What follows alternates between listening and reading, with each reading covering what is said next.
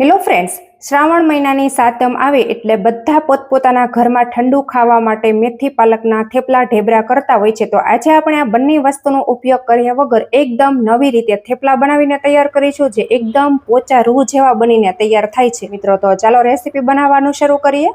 તો ચાલો એકદમ મજેદાર અને પોચા રૂ જેવા થેપલા બનાવવા માટે અહીંયા મેં એક અલગ પ્રકારના જ પાન લીધેલા છે. જો તમને આ પાનનું નામ ખબર હોય તો કોમેન્ટમાં તમારો ફીડબેક આપી દેજો.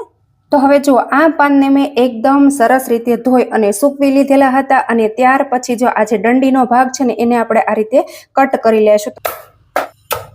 અને ત્યાર પછી શું કરવાનું છે કે આ પાનને આપણે રફલી કટ કરી લેવાના છે. તો સૌથી પહેલા આ રીતે આપણે રોલ વાળી દેશું, એકદમ કડક એવો રોલ કરી દેશું એટલે એકદમ સરસ એવાના કટકા થઈ જશે. જો આ રીતે આપણે ગમે તે રીતે રફલી કટ કરી દેશું. તો અહીંયા આપણા જે પત્તા છે એને આ રીતે મેં એક બાઉલમાં લઈ લીધા છે, અને ત્યાર પછી અહીંયા મેં રોટલીનો ઝીણો લોટ લીધેલો છે.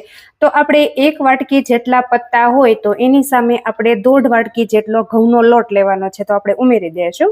અને ત્યાર પછી અહીંયા મેં લીધી છે મરચાં અને લસણની પેસ્ટ. જો તમે લસણ ના ખાતા હોય તો તમે આરામથી સ્કીપ કરી શકો છો, પણ આ રીતે થોડું એડ કરશો એટલે એકદમ સરસ એવો ફ્લેવર આવશે. અને હા, જો તમે ખાટા થેપલા ખાવાનું પસંદ કરતા હોય તો 1 લીંબુનો રસ આપણે ઉમેરી દેવાનો છે. અને આ થેપલાને આપણે લાંબો ટાઈમ સાચવી રાખવાના છે, એટલા માટે આપણે દહીંથી લોટ બિલકુલ નથી બાંધવાનો. અને સાથે જ અહીંયા આપણે ટેસ્ટ અકોર્ડિંગ મીઠું એડ કરી દેવાનું છે. અને હા, જો તમે તીખા થેપલા ખાતા હોય તો તમારે મરચું એડ કરવાનું છે, નહીંતર તમે લીલા જે મરચાં એડ કરેલા છે એનાથી પણ ચાલી જશે. પણ હું તીખા થેપલા ખાવાનું પસંદ કરું છું, એટલા માટે અહીંયા મેં 1 ટીસ્પૂન જેટલો લાલ મરચું પાવડર લીધેલો છે, તો ઉમેરી દેશું. અને સાથે જ અહીંયા આપણે થોડી એવી હળદર ઉમેરી દઈશું. અને હા, જો તમે થેપલાની અંદર અજમા એડ કરવા માંગતા હોય તો તમે આરામથી એડ કરી શકો છો, પણ અત્યારે હું સ્કીપ કરું છું. અને આ થેપલા એકદમ પોચા રૂ જેવા બને ને એના માટે મેં એક વાટકીમાં તેલ લીધું છે, અને આ તેલની અંદર આપણે નાનો ગ્લાસ ભરીને આપણે પાણી ઉમેરી દીધેલું છે. તો આ બંને વસ્તુને મિક્સ કરીને જ આપણે આને લોટની અંદર ઉમેરવાનું છે. ઉમેરી દઈશું. અને હવે જુઓ, સૌથી પહેલા આપણે મિક્સ કરી લેશું. અને હા, આ થેપલા પોચા રૂ જેવા બનાવવા માટે આપણે કઠણ એવો લોટ બાંધીને તૈયાર કરવાનો છે, કેમ કે આને આપણે પછી 10 મિનિટનો રેસ્ટ આપશું. એટલે જો તમે ઢીલો લોટ કરી દેશો ને તો લોટ છે ને એ એસરી જશે, મતલબ કે 10 મિનિટ પછી તમારો લોટ છે ને એ ઢીલો થઈ જશે. 7 થી 8 મિનિટ આને આપણે પ્રોપર મસળી લેશું, અને પછી આપણે 10 મિનિટનો એને રેસ્ટ આપી દેશું.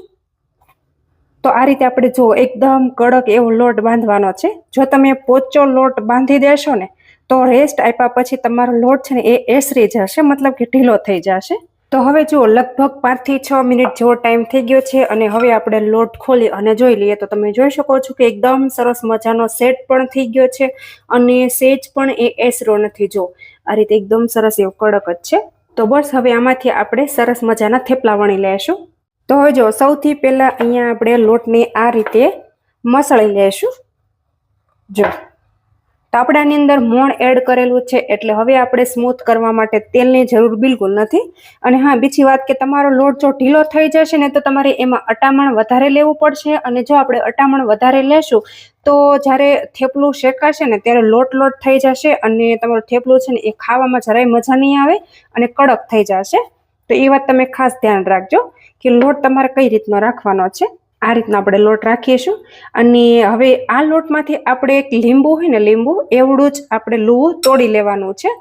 જો અત્યારે મોટું લૂવું તમે લેશો ને તો તમારું થેપલું છે ને એ મોટું થશે, અને જેટલું નાનું લૂવું લેશો ને એટલું તમારું થેપલું પતલું અને નાનું થશે. જો આ રીતે સૌથી પહેલા આપણે 3 થી 4 લુવા બનાવી લેશું, અને જે બાકીનો લોટ છે એને આપણે ઢાંકીને મૂકી દેશું, જેથી કરીને મોઈશ્ચર છે એ નીકળી ના જાય. અને જો તમે ખુલ્લો લોટ રાખશો તો તમારો લોટ છે ને એ વધારે કડક થઈ જશે. તો સૌથી પહેલા આપણે 2 થી 3 ગુંડલા કરી લેશું. અને હા, આ થેપલાને આપણે સાથે નથી શકતું જવાનું. સૌથી પહેલા આપણે બધા થેપલા બનાવી અને તૈયાર કરી લેવાના છે, ત્યાર પછી જ અહીંયા આપણે એક સાથે બધા થેપલાને શેકવાના છે. તો બાકીના લોટને આપણે સાઈડમાં કરી દેશું, અને એક લુવો આપણે લેશું. અને ત્યાર પછી અહીંયા મેં અટામણ માટે ચોખાનો લોટ લીધેલો છે.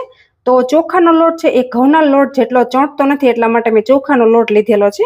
તો આપણે આ ચોખાના કોરા લોટની અંદર આ ગુંડલાને આપણે કોટ કરી દઈશું, અને આપણે વણી લેવાનું છે.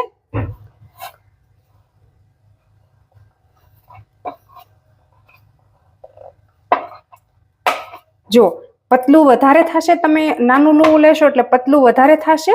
તો આ રીતે આપણે થોડો થોડો ચોખાનો લોટ છે એ કોટ કરતા જવાનું છે અને થેપલો આપણે વણી લેશું.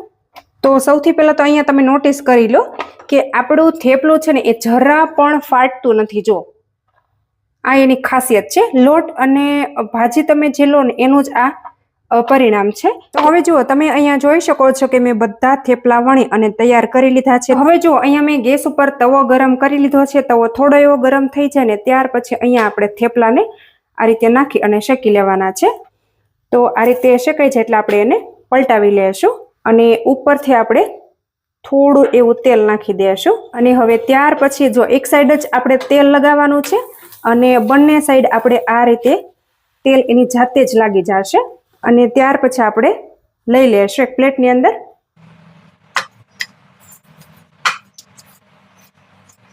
જો એકદમ મસ્ત મજાના આપણા પોચા રોજ જેવા થેપલા બની અને તૈયાર થઈ ગયા છે મિત્રો.